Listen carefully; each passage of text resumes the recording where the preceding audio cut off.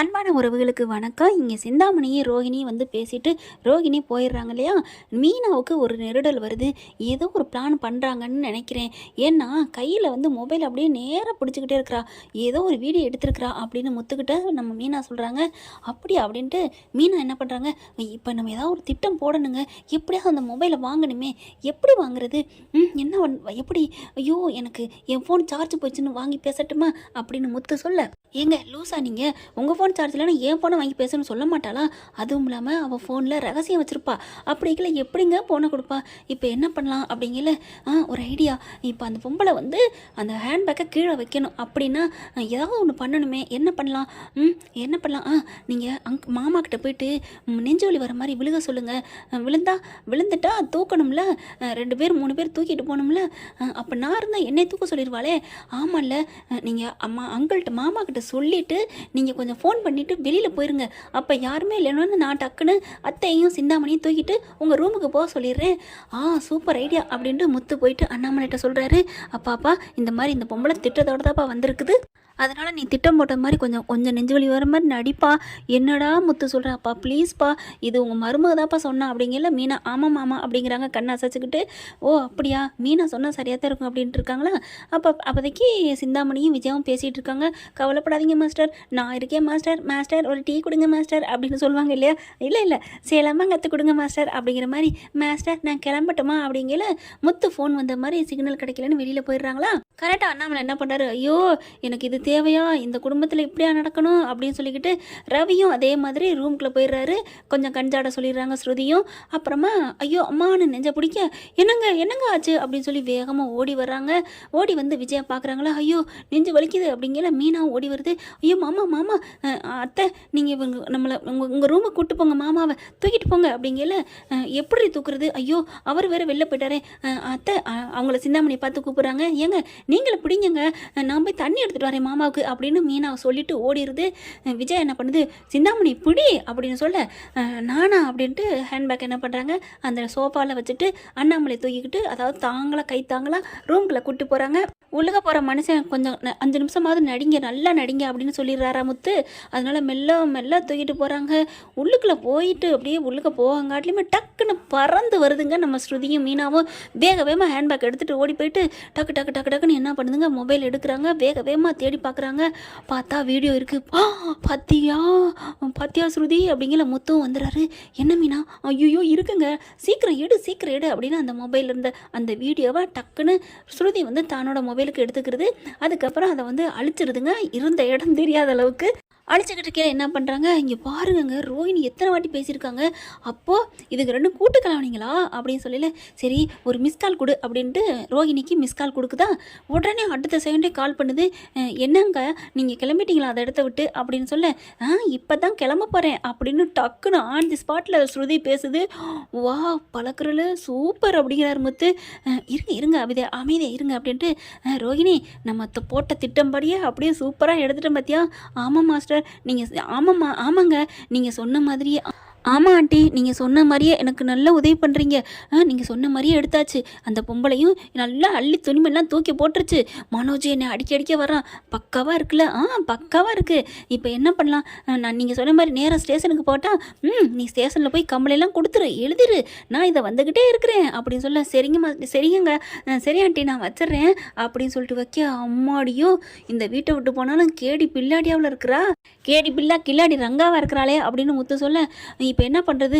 அதையும் டயல் அழிச்சிரு அப்படின்னு டக்குன்னு வேகமாக கொண்டாந்து வச்சிடுறாங்க. அதுக்கப்புறம் முத்து இருந்துட்டு ஃபோன் பேசிக்கிட்டே வந்து, அப்பா என்னப்பாச்சுன்னு வராரு. அதுக்கு முன்னாடி நடந்தது கூத்த கவனிப்போமா. இப்போ என்ன பண்ணுறாரு, விஜயா என்னை விட்டு போயிடாத அம்மா, நீ யாருமா?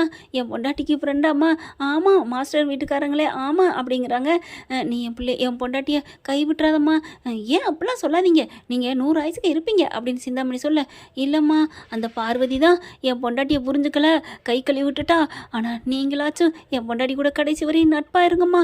ஐயோம்மா நெஞ்சு வலிக்குதே. அப்பெல்லாம் ஒன்றும் ஆகாதுங்க. இல்லை இல்லை எனக்கு ஒரு மாதிரியா இருக்குது. சிந்தாமணி பார்த்துக்கம்மா அப்படின்னு அண்ணாமலை சொல்ல, அதெல்லாம் உங்களுக்கு ஒன்றும் ஆகாதுங்க. சிந்தாமணி ரொம்ப நல்லவங்க, என் கூட தான் இருப்பாங்க, நீங்கள் பயப்படாதீங்க அப்படின்னு சொல்லிட்டு இருக்கலே. விஜயா உங்கள் கையை கொடு, சிந்தாமணி உங்கள் கையை கொடுங்க அப்படிங்கல. சிந்தாமணிக்கு பக்கு பக்குங்குது. இல்லை நான் போகணும், ஒரு வேலை இருக்குது. எங்கே போகிறேன்னு தெரியுமே அப்படின்னு சொல்லிட்டு வராங்க முத்து, ரோஹிணி, அதான் ஸ்ருதியும் நம்ம மீனாவும். உள்ளுக்குள்ள வரையில உங்களுக்கு சிரிப்பு தாங்க முடியல. அப்பா என்னப்பாச்சு அப்படிங்கல. என்னப்பா எனக்கு எல்லாம் முடிஞ்சிருச்சுப்பா. அதெல்லாம் ஒன்றும் முடிஞ்சிருச்சு, அது ஒன்றும் இல்லை, பயப்படாதீங்க, ஆண்டவர் இருக்கா அப்படின்னு சொல்லிட்டு இந்தாங்க இந்த சுடுதண்ணியை குடிங்க அப்படின்னு சுடுதண்ணியை குடித்து தைலத்தை தேய்க்கிறாங்க. அப்பா டாக்டருக்கு ஃபோன் பண்ணிட்டேம்மா. பண்ணிட்டேம்மாம்மா, இன்னும் ஒரு அரை மணி நேரத்தில் வந்துடுவாங்க, நீங்கள் அது வரைக்கும் ரிலாக்ஸாக இருங்க அப்படிங்கிறாங்க. சரி மாஸ்டர் நான் கிளம்புறேன். போயிட்டு வாங்க, போயிட்டு பத்திரமா போயிட்டு வாங்க முத்து சொல்ல. என்ன ரொம்ப தாங்குறேன் அப்படின்னு சொல்லிட்டு வெளியில் போகிறாங்களா. கரெக்டாக வெளியில் போய் பின்னாடி பார்க்குறாரு, ஃபோன் எடுக்குது அந்த பிள்ளை. அதுக்குள்ளே ரோகிணி போலீஸ் ஸ்டேஷனுக்கு போயிட்டு கம்ப்ளைண்ட்டை கொடுத்துட்ருக்கு. இந்த மாதிரி என்னை கொடுமைப்படுத்தி அனுப்பிட்டாங்க யுவர் ஆனர் அப்படிங்கிற மாதிரி பண்ண. என்னம்மா நாட்டில் வெளில வரதாச்சுனாமா இவ்வளோ தலைவரிச்சு ஆடுது, சேச்சே சேச்சே கம்ப்ளைண்ட் கொடுமா அப்படின்னு சொல்ல எழுதி கொடுக்குறாங்க. சரிம்மா இதுக்கு ஏதாவது சாட்சி ஆதாரம் அந்த வந்துக்கிட்டே இருக்குது அப்படின்னு சொல்லல. சிந்தாமணி என்ன பண்ணுது, ரோகிணி என்னம்மா ஸ்டேஷனுக்கு போயிட்டியா? போயிட்டேன், வாங்க ஆண்டி சீக்கிரம். இதோ வந்துட்டேன் ஆண்டிவே அப்படின்னு சொல்லிட்டு போகுது சிந்தாமணி. இங்கே முத்துவுக்கும் மீனாவுக்கும் சந்தோஷம் தாங்கலை. ரவி, ஸ்ருதி 4 பேரும் ஸ்டேஷனுக்கு ஃபாலோ பண்ணிகிட்டே போகிறாங்க. எங்கே தான் போகிறாளுங்க, என்ன தான் பண்ணுறாளுன்ட்டு. 4 பேரும் கிளம்புறதுக்கு முன்னாடி மீனா என்ன பண்ணுறாங்க, இதை நம்ம சும்மா விடக்கூடாது அப்படின்னு சொல்லிட்டு விஜயாட்ட வராங்க. மாமா நீங்கள் சொல்லுங்கள் இவங்ககிட்ட அப்படின்னு சொல்லையில, என்ன சொல்லணும் அப்படிங்கிறாங்க. இந்த சிந்தாமணி பற்றி நீ என்ன நினைக்கிற? ரொம்ப நல்லவா, எனக்காக துணை நிற்பேன்னு சொல்லியிருக்கால, கிழிச்சா அப்படின்னு சொல்லிட்டு நடந்ததை பூரா சொல்கிறாரு. என்னப்பா நடந்துச்சு நீ சொல்லுப்பா அப்படின்னு அண்ணாமலை சொல்ல, என்ன நடந்துச்சா அப்படின்ட்டு நீங்கள் அடித்தது துரத்துனது எல்லாத்தையுமே வீடியோ எடுத்து வச்சுருக்கா தெரியுமா அப்படின்னு முத்து சொல்ல, என்னடா சொல்கிற அப்படின்னு விஜயா கேட்க, ஆமாம் ஆண்டி அப்படின்னு ஸ்ருதி சொல்லுது.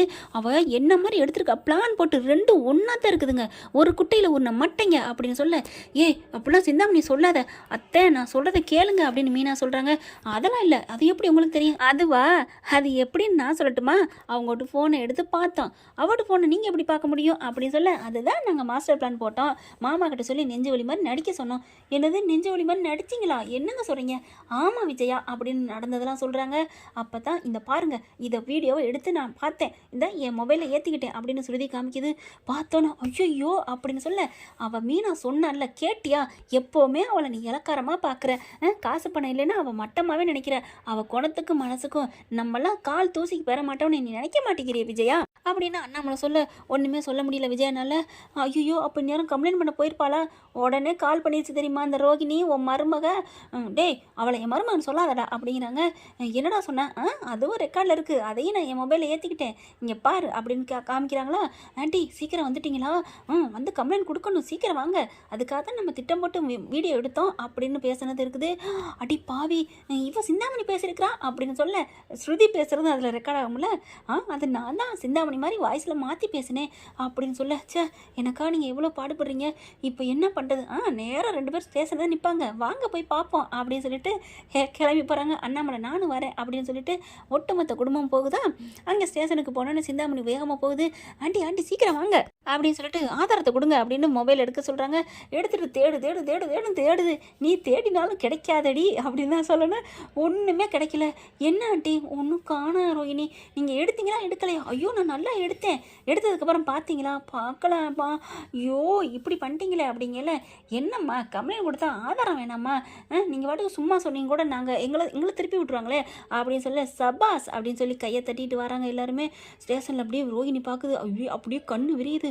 ஐயோ அப்படிங்கிற மாதிரி விஜயா வருது. ஏண்டி அப்படிங்கிற கையை அடக்குறாரு முத்து. இங்கே ஸ்டேஷனில் வச்சு பேசாதீங்க, ஆபத்து, ஒழுங்காக சொல்கிறத கேளுங்கம்மா அப்படிங்கிற அடங்கிக்கிறாங்க. ஏம்மா மருமகளே, என்னம்மா இப்படி நீ பண்ண போர்ட்டன்ட்டி பூரா எங்களுக்கு தெரிஞ்சிருச்சு, அதனால் வேணான்னு சொன்னோம், அதுக்காண்டி எங்கள் மேலே கம்ப்ளைண்ட் கொடுப்ப அப்படின்னு சொல்ல, அப்படியே முழிக்குது திருன்னு. நீங்கள் பாருங்கம்மா, இந்த பொம்பளை பண்ணதில் நீங்கள் நியாயத்தை கேளுங்க அப்படின்னு சொல்லிட்டு எல்லாத்தையும் சொல்கிறாங்க. ரோஹிணி பண்ண தப்பு பூராத்தையும் அதை கேட்டுட்டு ஆடி போகிறாங்க. ஏம்மா இப்படியாம்மா உலகத்தில் நடந்துப்ப? ஐயோ அப்படிலாம் இல்லைங்க, இவங்க பொய் சொல்கிறாங்க, என் பிள்ளை இருக்குன்னு தெரிஞ்சு தான் கட்டிக்கிட்டாங்க ஏய் அப்படின்னு கோவம் வருது விஜயாவுக்கு. அடக்குறாரு, மீனாவும் அடக்குறாங்க. இங்கே பாருங்க, இவங்க சும்மா பொய் சொல்கிறாங்க, இவங்க பேரில் தான் எல்லாம் தப்பு இருக்குது அப்படிங்கையில அவங்க எழுதின கம்ப்ளைண்ட்டை கிழிச்சு தூக்கி போட்டுறாங்க. கிளம்புங்கம்மா அப்படின்னு சொல்லிட்டு. ஆனால் முத்துவும் மீனா என்ன பண்ணுறாங்க, இங்கே பாருங்கள், நாங்கள் எங்களுக்கு தற்காப்பு வேணும், இந்த காலத்தில் யாரையுமே நம்ப முடியல, இந்த மாதிரி ஏமாற்றிட்டு போயிட்டா நாங்கள் ஒரு கம்ப்ளைண்ட் கொடுக்குறோம் அப்படின்னு சொல்ல அப்படி தூக்கி வாரி போடுது சிந்தாமணிக்கு. ஐயோ ஆண்டி, என்ன ஆண்டி, நம்ம ஒரு பிளான் போட்டால் நம்மளையே வலையில் சிக்க வைக்குதுங்களே அப்படின்னு சொல்ல, கம்ப்ளைண்ட் கொடுக்குறோம், எங்களை இந்த மாதிரி ஏமாற்றிட்டாங்க, வேணுங்கன்னே எங்கள் வீட்டுக்கு வந்து வீடியோ எடுத்துகிட்டு வந்திருக்காங்க தெரியுமா அப்படின்னு சொல்ல. அப்படியா, ஆமாம் அப்படின்னு சொல்லிட்டு அந்த வீடியோ காமிக்கிறாங்க. பார்த்தீங்களா இது நாங்கள் எடுத்தது, எப்படி கொடுமை பண்ணியிருக்காங்க பார்த்தீங்களா அப்படின்னு சொல்ல, நீங்கள் எடுத்தது அவங்களுக்கு எப்படி போணுச்சு, என்ன நினைக்கிறீங்க, நீங்கள் வேணுக்குனே எடுத்துருக்கீங்க அப்படின்னு போலீஸ்காரவங்க சிந்தாமணியை கிழிச்சு கட்டுறாங்க. அடுத்து ரோகிணி பேசுனதும் அதில் ரெக்கார்டாக இருக்குது, நம்ம போலியாக எடுத்தோம், சீக்கிரம் வாங்க அப்படிங்கிறது இருக்கா, அதையும் காமிச்சோன்னு செம்ம அட்டி கொடுக்குறாங்க சிந்தாமணிக்கு ரோகிணிக்கு. என்னம்மா நினச்சிட்டு இருக்கீங்க, பொண்ணுக்கு இறக்கம் காட்டலாம் தான், அதுக்கான இந்த மாதிரி பிசாசுக்கெலாம் நாங்கள் இறக்கம் காட்ட முடியாதுமா, எங்களுக்கு மனசுன்னு ஒன்று இருக்குது அப்படின்னு சொல்லிட்டு சிந்தாமணி ரோகிணி உள்ளர தள்ளிடுறாங்க. கம்ப்ளைண்ட்டை கொடுத்ததுனால பரவாயில்லைங்க, உங்கள் மக சமயோச புத்தியாக நல்லா நடந்திருக்கிறா அப்படின்னு சொல்கிறாங்க. இந்த மீனா உண்மையிலே உங்களுக்கு மருமகளை வர கொடுத்து வச்சிருக்கணும் அப்படின்னு மீனா பாராட்டுறாங்க. எங்கள் அம்மாவுக்கு அது மட்டும் பாராட்டாதே அப்படின்னு சொல்லல. இல்லைப்பா, நான் கண்டிப்பாக பாராட்டுவேன், இந்நேரம் மீனா மட்டும் இல்லைன்னா என்ன ஆயிருக்கும், இந்த கம்பிக்குள்ள நீங்கள் இருந்திருப்பீங்க அப்படின்னு போலீஸுக்காரம்மா சொல்கிறாங்க. ஐயோ என்னால் முடியாதுப்பா அப்படின்னு சொல்லிட்டு, அப்போ உங்கள் மருமகளை சந்தோஷமா வச்சுக்கோங்க, கிளம்புங்க அப்படிங்கிறாங்க. அப்படியே மீனாவை கட்டி பிடிச்சிக்கிறாங்க. நீ நல்லா இருப்படி, உன்னை நான் தப்பாக புரிஞ்சுக்கட்டி மன்னிச்சுக்கடி அப்படின்னு என் மருமகளேன்னு மீனாவை கட்டி பிடிச்சி முத்தம் கொடுக்குறாங்க நெத்தியில். அவ்வளோ அழகாக சந்தோஷமாக இருக்குதுங்க பார்க்குறதுக்கு. இந்த சீரியல் இப்படி போனால் நல்லா இருக்கும் தானே, பார்க்கலாம் என்ன நடக்க போகுதுன்னு. தேங்க்யூ. இந்த வீடியோ உங்களுக்கு பிடிச்சிருந்தா தயவு செய்து லைக் பண்ணுங்க. இன்னும் அப்டேட்ஸ்க்காக சேனலை சப்ஸ்கிரைப் பண்ண மறக்காதீங்க. நம்ம கிட்ட இருக்க எல்லா சேனல்ஸோட லேட்டஸ்ட் வீடியோ அப்டேட்ஸ்க்காக மேல ரைட் சைட்ல காட்டுற லிங்கை கிளிக் பண்ணி வாட்ஸ்அப் குரூப்ல ஜாயின் பண்ணுங்க. உங்களிடம் விடைபெறுவது நான் உங்கள் மெஹர்.